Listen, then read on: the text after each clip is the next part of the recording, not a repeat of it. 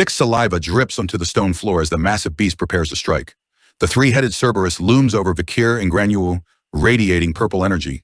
The system identifies the 7-meter-tall watchdog of hell as an A-rank threat, notorious for tearing apart souls escaping the underworld.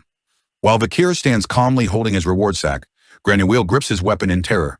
Above them, the grotesque floor guide, Barges, mocks the duo.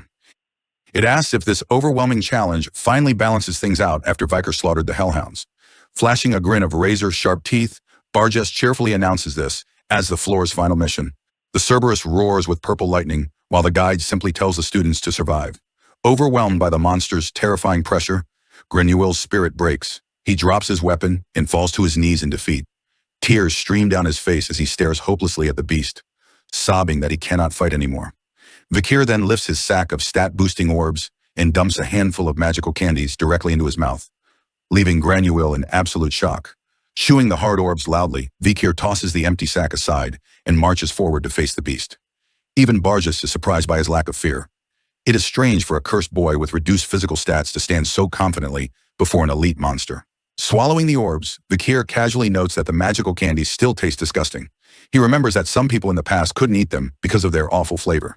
However, his body now glows with a powerful red aura as the massive influx of stats takes effect.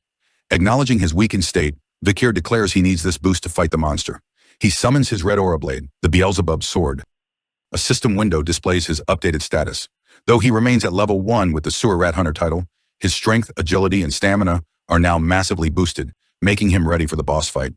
Vikir goes on the offensive, swinging his red aura blade in a fiery arc. The powerful slash clashes against the dark body of the Cerberus, sending sparks flying across the courtyard. Unfazed, the three-headed beast lunges forward with incredible speed to snap at him. Vikir brings his blade up to parry the bite and braces himself against a heavy paw strike. Watching from the sidelines, Granule stands paralyzed in awe. Even Barges hovers in stunned silence as the level 1 student goes toe-to-toe with an elite underworld beast. The Cerberus raises its paw, charging dark purple energy for a claw strike. Vikir reacts instantly, narrowly evading the swipe as razor-sharp claws tear through the space where he just stood. Seizing the opening, Vikir launches a high kick into the beast's central jaw. The impact snaps its head back, leaving the Cerberus furious as purple lightning crackles around his fangs. Vikir suddenly realizes he has miscalculated the beast's recovery speed and raw power. Before Vikir can strike again, the Cerberus counterattacks, sending the swordsman flying backward into the stone debris. The dust settles to reveal Vikir standing injured in the rubble. A deep gash crosses his chest and stomach, soaking his torn uniform in blood. He coughs violently, spitting a mouthful of blood as the pain sets in. Vikir glares back at the monster with fierce determination. He realizes the oppressive pressure radiating from this creature is different from what he expected. Comparing it to his past life, Vikir realizes a terrifying truth. He has fought a Cerberus before, but because this beast is summoned from the deepest abyss, its size and ferocity are on a much deadlier level. To regain the upper hand, Vikir kicks up dust to confuse the beast.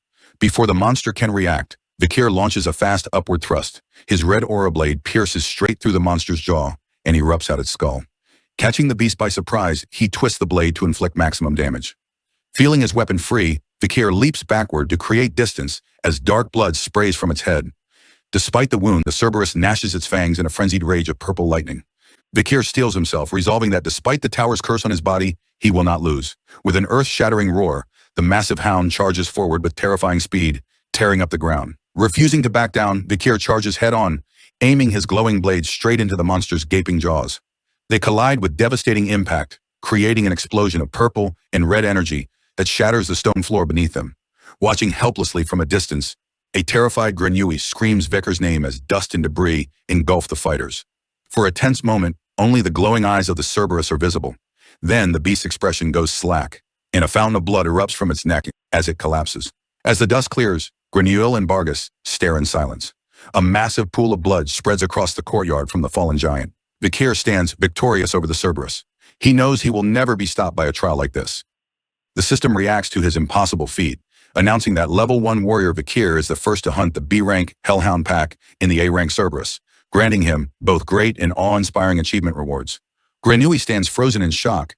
He struggles to understand how a supposedly weak archer has just slaughtered the Guardian of Hell single-handedly. Staring at the Cerberus in disbelief, Granule realizes the truth.